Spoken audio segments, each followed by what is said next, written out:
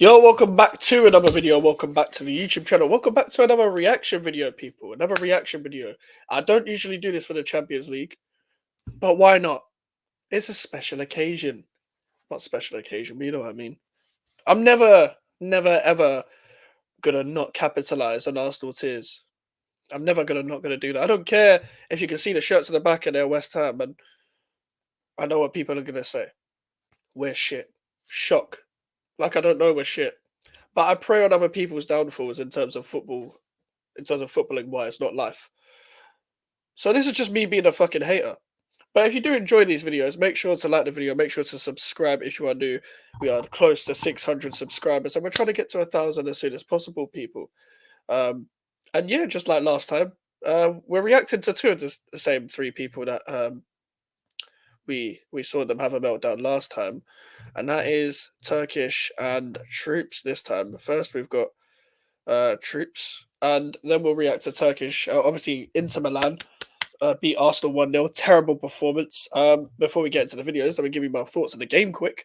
Yeah, genuinely, that was poor. I think Arsenal have regressed so much from where they were a couple years ago. And what I mean by that is that they have found a good in between last year, in my opinion, from defense to attack. It was like they've gone even more defensive than they have last year. They only really look like they know what they're doing, playing up from the back when there's space. They're playing against a team that showed them a lot of space. Whenever they come up against an organised defence, such as a Newcastle, even though Newcastle ain't that good, it's coaching. Great defence. And not even just Bisek, but Bisek was amazing today for Inter Milan. And Inzaghi's a great coach, both attacking wise and defensive wise. That he has the balance. There's a difference between the two right there. And they were literally like, I'm not even trying to take the piss here when I say this. They looked at this game and thought, we could afford to rest against Arsenal because of our big game against Napoli on the weekend, against Antonio Conte's Napoli. So they thought, we'll rest Bastoni, we'll rest DeMarco, Thuram, Barella. Like, we'll rest them because we can afford to. And Mkhitaryan. They still had some starters there. Çalhanoğlu and Martinez, etc. Jan Sommer, great goalkeeper. Denzel Dumfries, of course, as well. But they knew we could rotate for this game. We could rotate for this game. But anyway, enough of my thoughts. Let's get into Troops first. Pause. And yeah, we're really playing like Prime Stoke. Oh boy, this is going to be a classic. This is going to be a classic, isn't it? Let's be real, it's going to be a classic. But anyway, let's get straight into it. Obviously, all the original videos are in the description as well. And please sub to Troops in Turkish as well if you haven't already, if you somehow don't know who they are.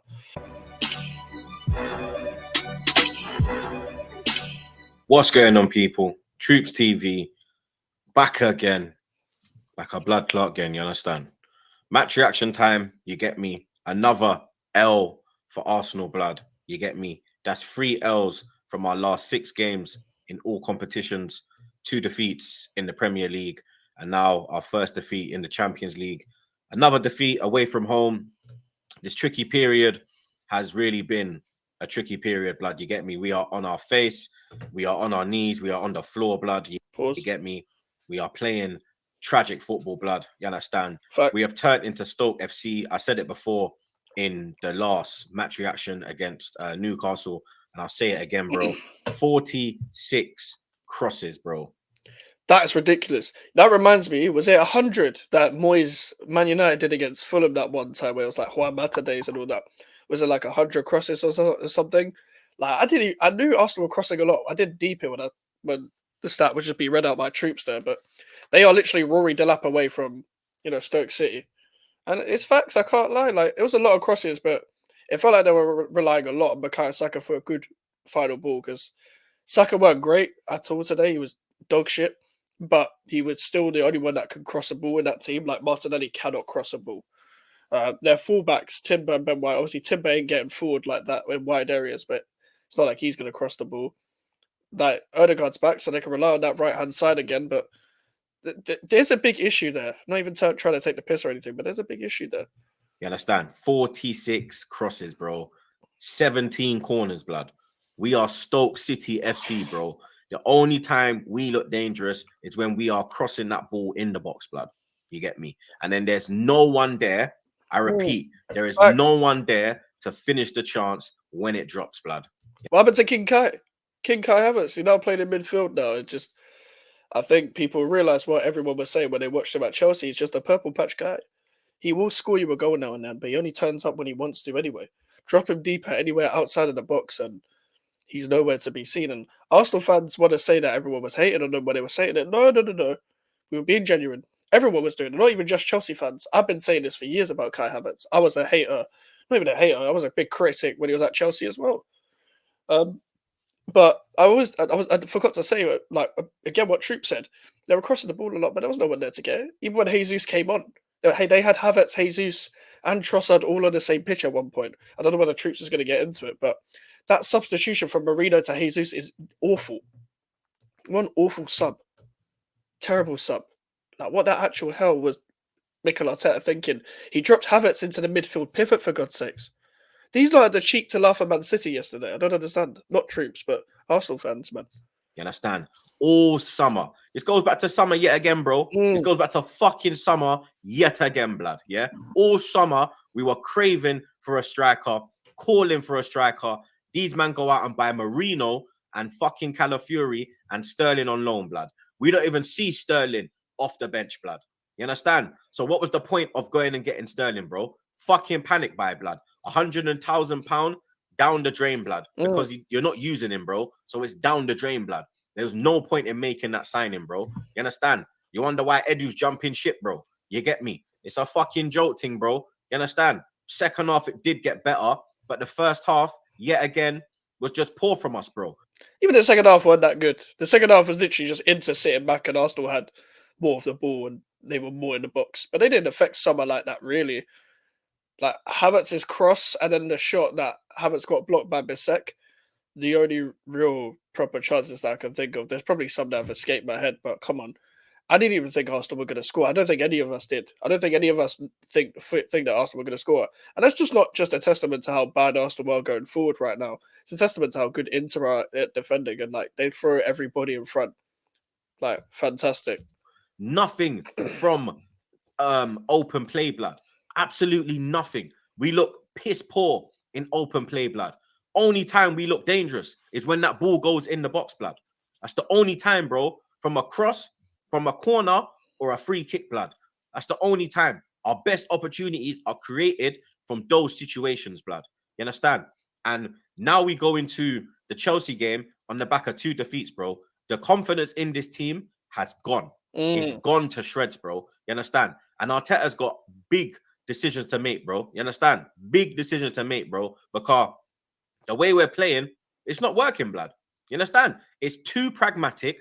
There's no creativity. Yes, Odegaard came back, but even during the game, the man is just sitting there, not making substitutions quick enough. The man waits until 80 minutes to bring on Ethan Nwaneri. You bring on Zinchenko as well, blood. You understand?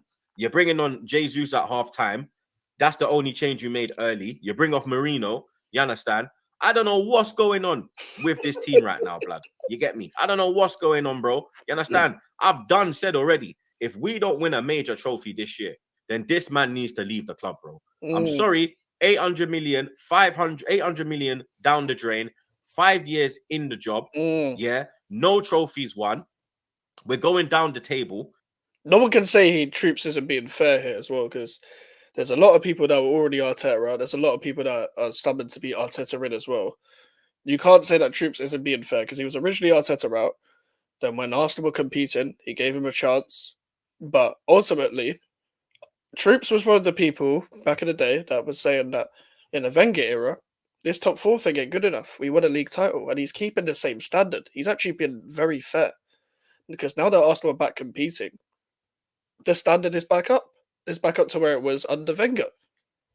We don't want to see, and I'm talking from their perspective, we don't want to see second, third, and fourth again. We want to be first. That's a winning mentality. That's a good mentality to have.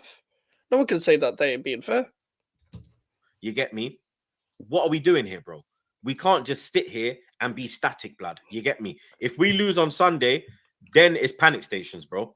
I was panicking already, bro. From Bournemouth, I could see this, blood. I said from Bournemouth what was going to happen, bro. I said we're gonna go Newcastle and get swiped. We're gonna go Inter and get swiped. And then if we get swiped there, we're losing the Chelsea game. I said it's No goal in those 2 games either.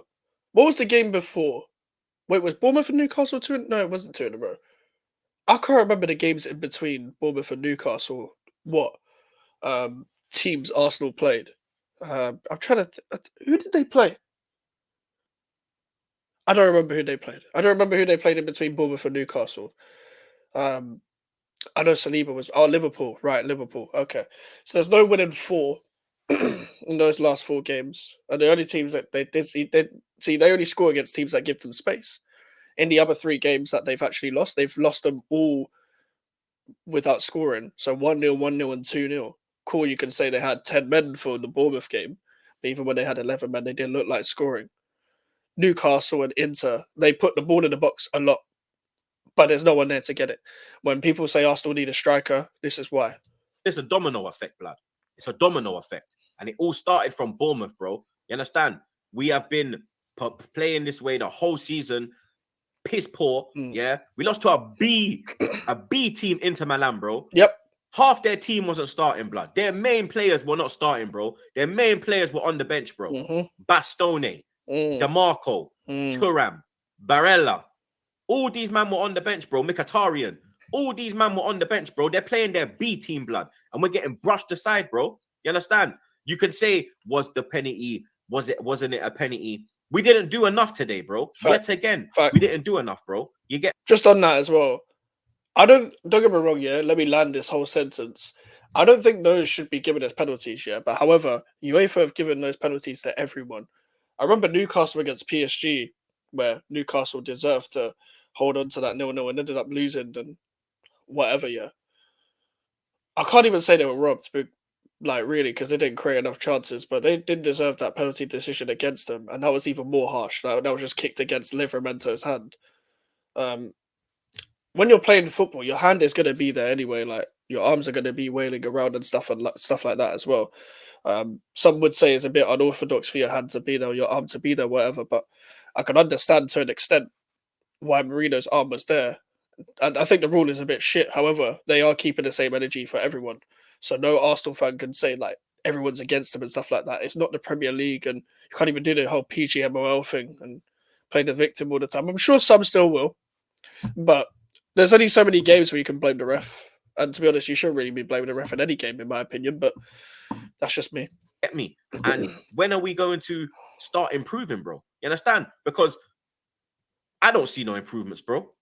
I don't see nothing, bro. It's getting worse. You understand? It's getting fucking worse each week, bro. You get me? Now we got Chelsea on the weekend. Let's see what happens there, blood, innit? You get me? We have to pray that Rice is fit, bro. Because if we go there with the midfield of Partey, Trossard, and Marino, what we saw tonight, we're in trouble, bro. You get me? We're in big trouble. To be fair, Rice wasn't even that good against Newcastle. Like, not even hating. So, to be honest with you, there's nothing Rice could have done today to prevent anything that Arsenal weren't good at today. Like, Rice wouldn't have made a difference today. But to be honest with you, they need Rice against Caicedo and Lavia. I know people don't rate Rice, but the physicality, bro. Partey needs to go HMP, man. This guy could not be doing lone 6 shifts at 47 years old, man. Trouble, blood. You understand? Will Odegaard be able to start? I don't even fucking know because my man's coming on in the 92nd minute, blood. You understand? So I don't even know if Odegaard's going to be ready to start that kind of game, blood. So you understand? Every Arsenal fan, what you need to do from now until Sunday is pray every fucking night, blood. Yeah, pray every night because that's all we can do right now. Is hope and fucking pray, blood. You get me? Like, share, comment, and all right. Big up to Troops as always. We're going to react to Turkish next, and obviously because of the Chelsea Arsenal game as well. If someone does lose in that game, we will react to their video as well, people, as well. So don't worry about that. Chelsea meltdown or an Arsenal meltdown, we will be there, and hopefully someone loses, like last year where it was a draw and all that, stuff. So we will get into that as well. But Turkish next. Long season ahead is the title. Let's get into it.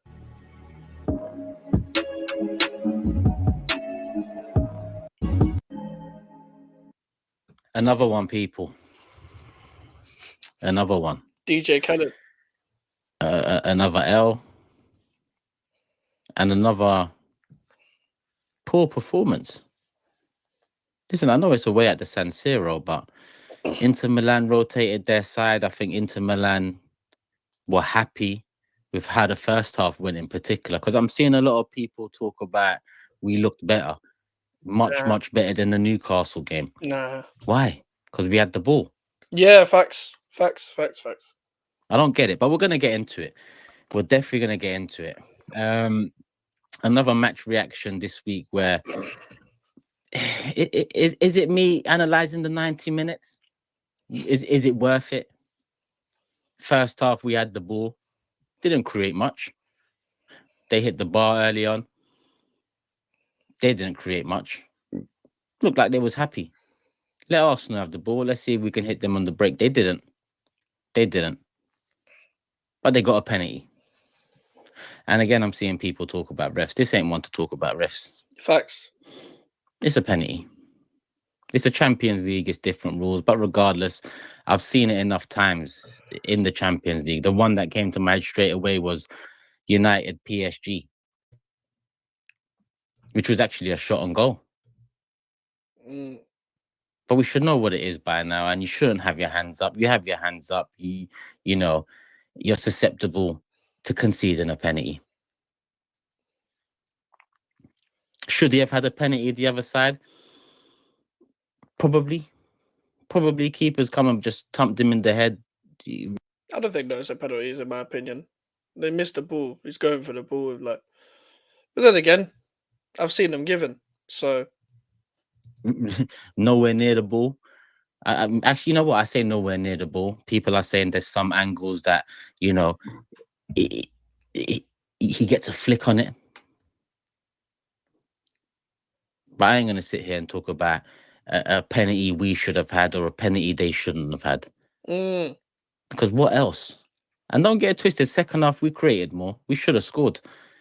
We should have scored in the second half. And we're going to get into that as well. But overall, a lack of options. I was just thinking today, how do we have such a lack of options in attack when a lot of what Arteta has spoken about in the last couple of years is having different options in defense? We've got a left back that can go into the 8. Yeah. In fact, we've got a left back that's more comfortable in the 8. Then we've got Timber, who comes in predominantly as a right back. He plays left back. Yep.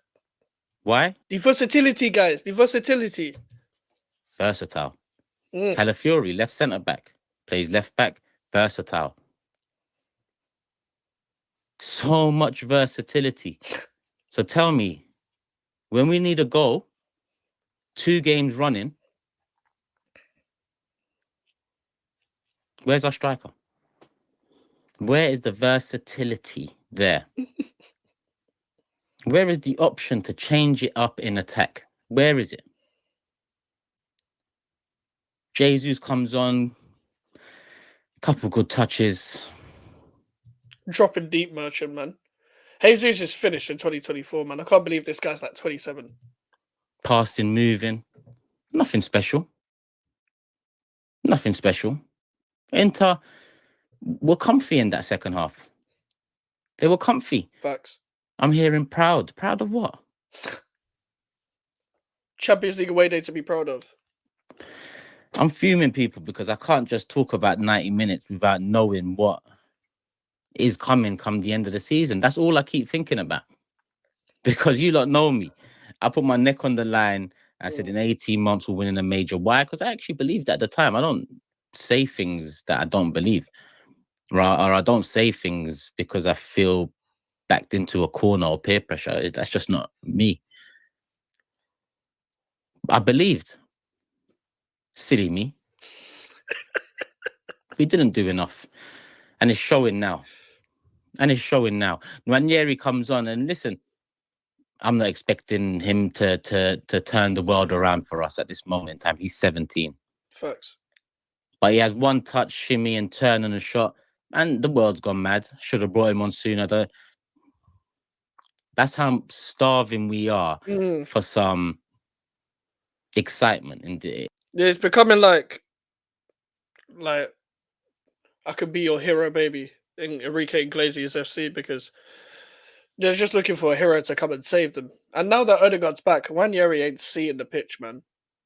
The guy that was already getting 10 minutes, 20 minutes cameos when Odegaard wasn't there. So now that Odegaard is back, he's going to be rushed back. And Wanyeri ain't getting minutes. in the final third. Because defensively, we looked comfy. Midfield, all right. It's just from midfield to attack and attack. Doing something with it. But it's systems, right? It's systems. And this is the system we're going with now. But this is the system that has led us to 1 win in 5. And that 1 win being Preston.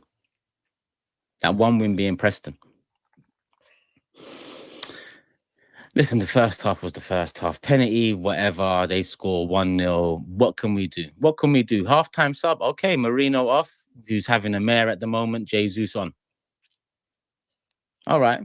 We need a goal, and we didn't bring on a DM and 2 fullbacks. Okay. Maybe lessons learned there. Maybe. But yeah, we move. Does much change? Listen, we created more chances in the second half for sure. Saliba, I don't know how we missed that header. He's there. It's there. Everything's there. What the hell is going on?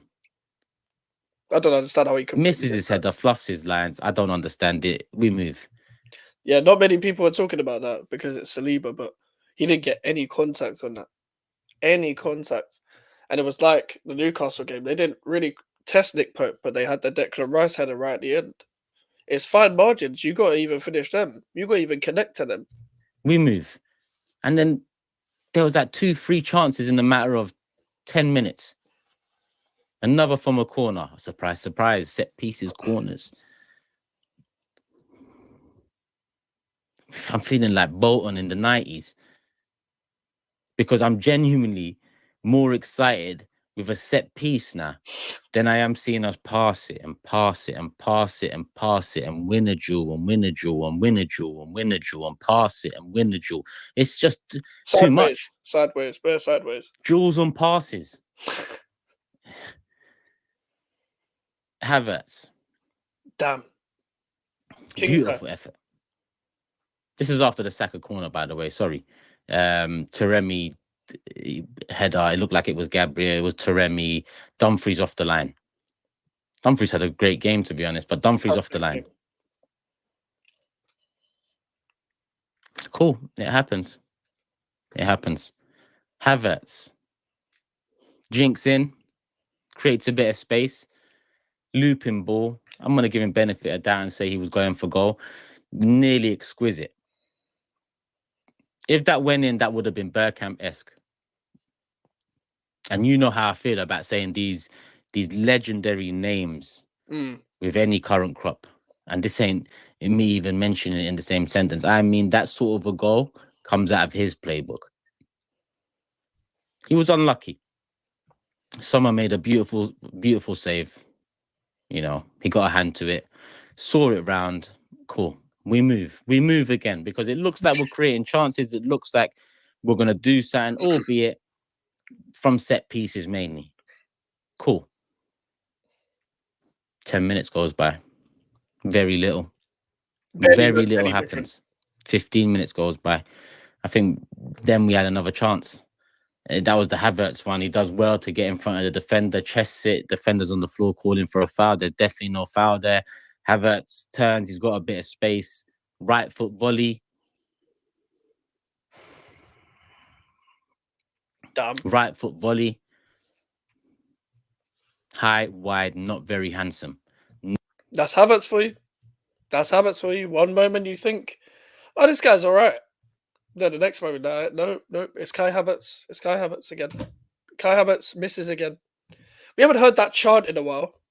Not very handsome indeed. But it's not his fault. We bought him. We pay him the most at the club. It is what it is. I'm sure he won 3 out of 5 duels. Duel FC, I'm sure it was something like that. I'm sure he created 43% of space for the other attackers to work into.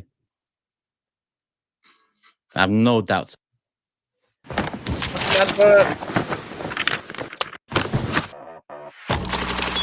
about that. So let's move. Let's move. Because after that, again,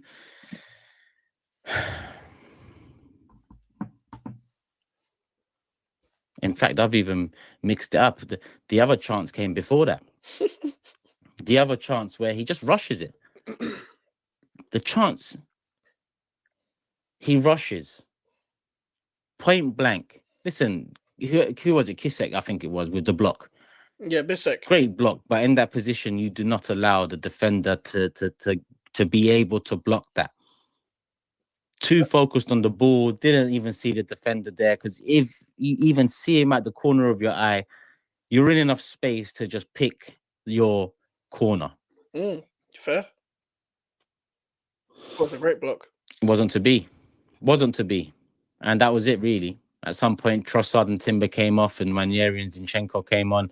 And Nwaneri had that turn and shot that went hella over as well. And that was it. That's all she wrote. Inter Milan 1, Arsenal 0. Game really should have been a draw, but, you know, who gives a shit what it should have been? Should have been 0-0. It was what it was, and it was 3 points for Inter. We're 12th at the moment in the Champions League, or whatever you want to call it. 7 points. Draw, win, L.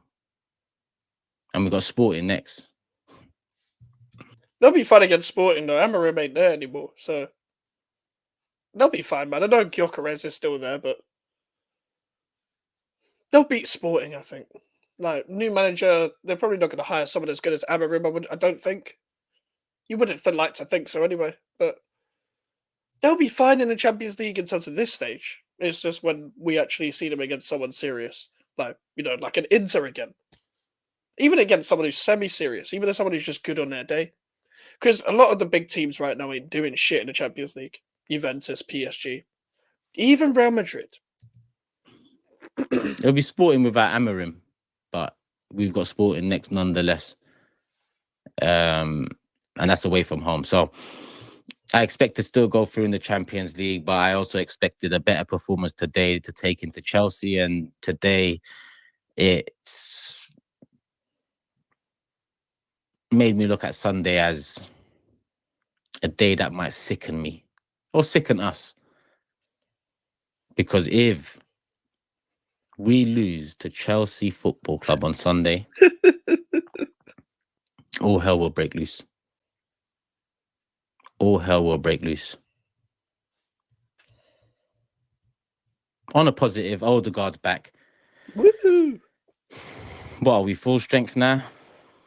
Rice, oh yeah, something's wrong with him. More or less full strength, even though we've only been missing one attacker in the last couple of games, but we still can't create enough chances to be confident enough to win the games we are playing against teams we should be beating.